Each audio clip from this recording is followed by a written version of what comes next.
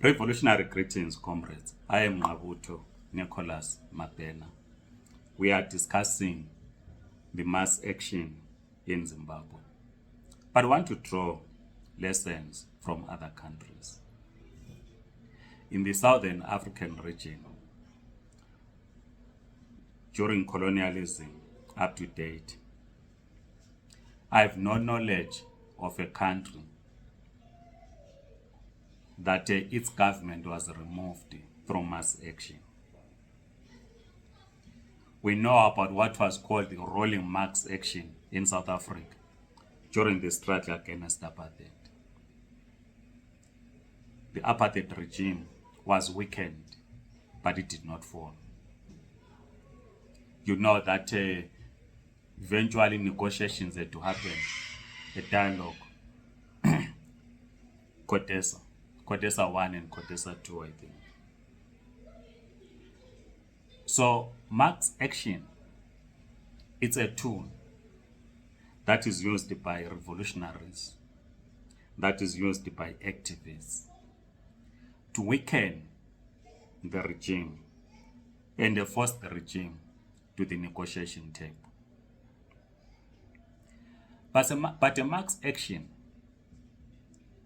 needs structures, needs an organization.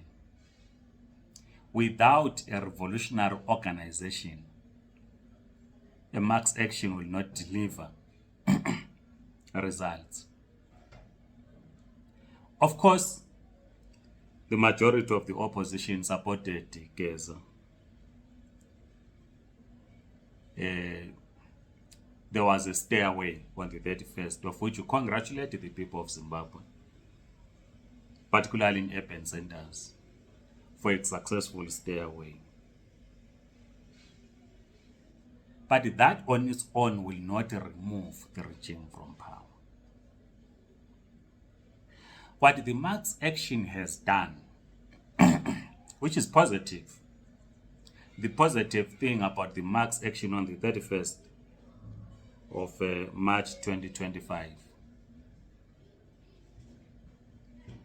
is that it indeed forced ZANU-PF to review its position.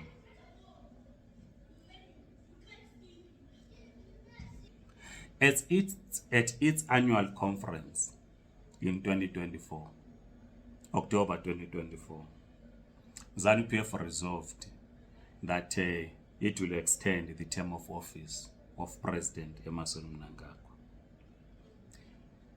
It is then that we saw all veterans mobilizing inside ZANU-PF, rejecting the 23rd agenda. And of course, the ultimate goal was then to drive out President Emmerson Mnangagwa. So what the mass action had succeeded is what the ZANU-PF spokesperson, Chris Mutswanga, announced. If you listen to the press conference that he held about 2 days ago, he says that the people of Zimbabwe will have a chance to elect a leader of their choice, and that President Mnangagwa was elected for a 5-year term. It's a departure from the ZANU-PF annual People's Conference resolution, where it says Emmerson Mnangagwa will be in office until 23rd. But because of the mass action, Chris Mutswanga, the ZANU-PF spokesperson, now speaks about 2028. I listened to his 40 minutes or so interview where he was also responding to questions from journalists. He now talks of 2028, not the 23rd.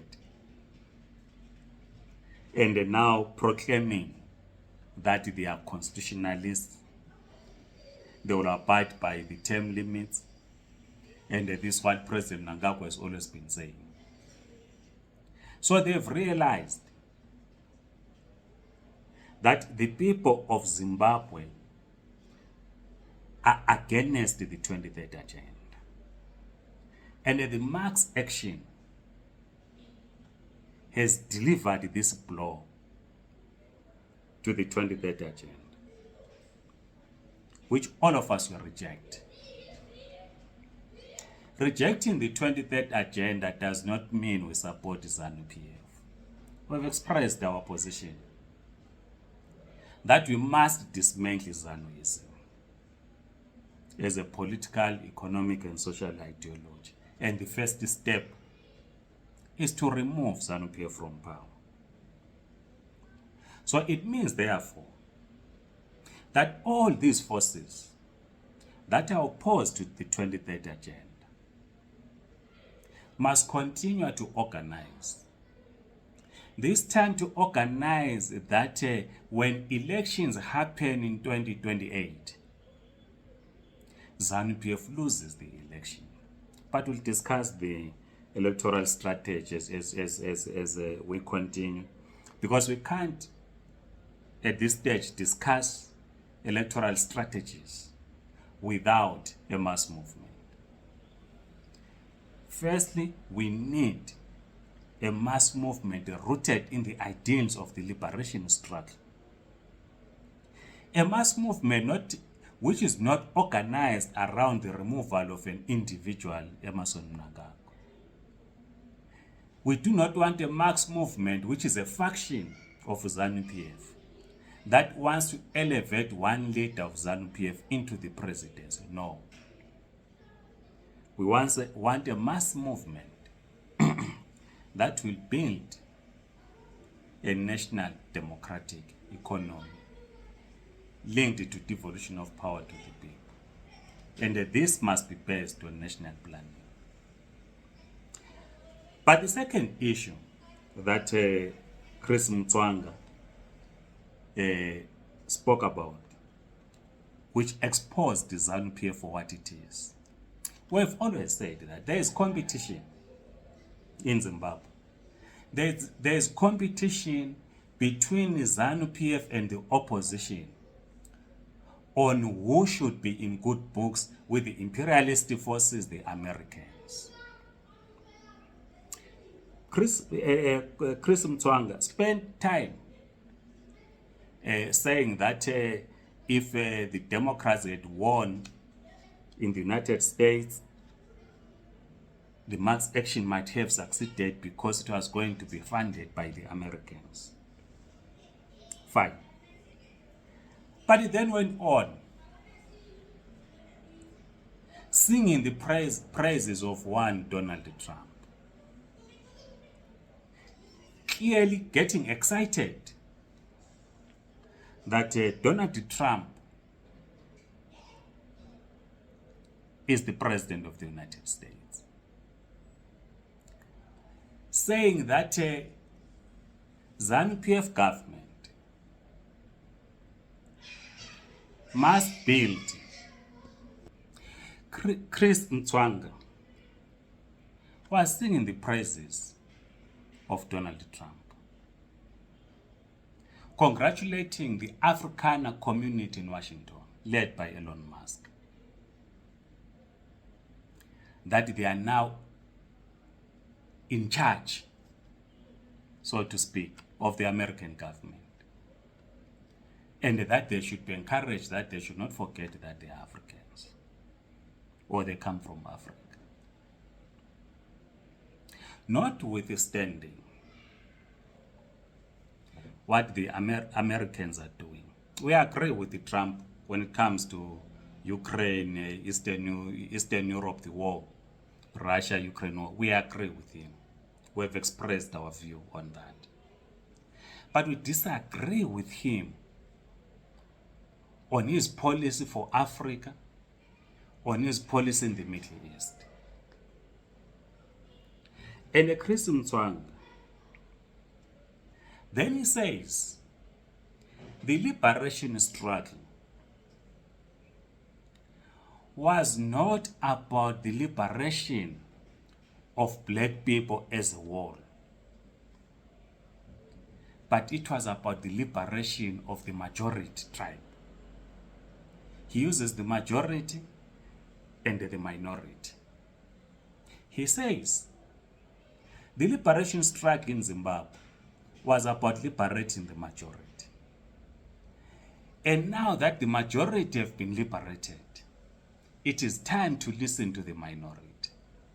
And the minority did not refer, in the case of Zimbabwe, to whites, Indians, and others. No. He referred to the people of Matabeleland in his interview. That the mass action for 31st March 2025 was meant to appeal to the emotions of the minority, as he puts it. But he then says, President Mnangagwa is reaching out to the minority because the majority have been liberated. Therefore, President Mnangagwa and ZANU-PF must now listen to the minorities in Zimbabwe, that is the people of Matabeleland. So to Chris Mtswanga and his ZANU-PF party, the people of Matabeleland were not part of the freedom fighters, were not people that were under colonialism, under oppression. The struggle was to liberate an ethnic group. But we are not surprised, because this has been the policy of ZANU-PF since 1980. So ZANU-PF and Chris Mtswanga now want to, within the SADC region, to unite what they refer to as the minorities. What are these minorities that he speaks about? The people of Matabeleland, the Afrikaners, then it goes beyond that, and then the Jews. As communists, the minority that we know of is the capitalist class. That's the minority that we know of. The working class and the peasant, irrespective of their ethnic origins, they are the majority. The majority in Zimbabwe do not control the decisive means of production. The majority in Zimbabwe reject the 23rd agenda, not only reject the 23rd agenda, the majority in Zimbabwe, that is the working class and peasant, are rejecting ZANU-PF. The majority are the victims of the looting class. So we define in class terms. This is why we are saying we need a mass movement rooted in the ideals of the liberation struggle. Because the majority are not liberated, our liberation is not complete. Because when the majority fought for liberation, our country became a neo-colonial state. We must dismantle neo-colonialism. And the Chris Mtswanga and the ZANU-PF party then celebrate that Donald Trump and his administration are now exploiting, or set to exploit, natural resources in Mozambique by injecting something like 4.7 billion US dollars. Meaning that the people of Mozambique will not be in charge of their gas. It is the Americans. As the Zimbabwe Communist Party, we are saying we must build a national democratic economy based on national planning linked to devolution of power to the people. What do we mean? we mean that we must be in charge of our own natural resources. Our natural resources, be in Zimbabwe, in South Africa, in Mozambique, wherever, must benefit us as the African people. We do not believe in foreign direct investment because neo-colonialism have been perpetuated in the name of foreign direct investment, which Chris Mtswanga celebrates. So the mass action, as we continue to mobilize, we must reject the influence of Western powers, particularly the United States, in our own economies. We must dismantle neo-colonialism. We must be in charge of our natural resources. Please write in the comment section. We'll continue with this discussion. Please like this video. If you're on TikTok, please do follow us. Otherwise, Amandla Comrades.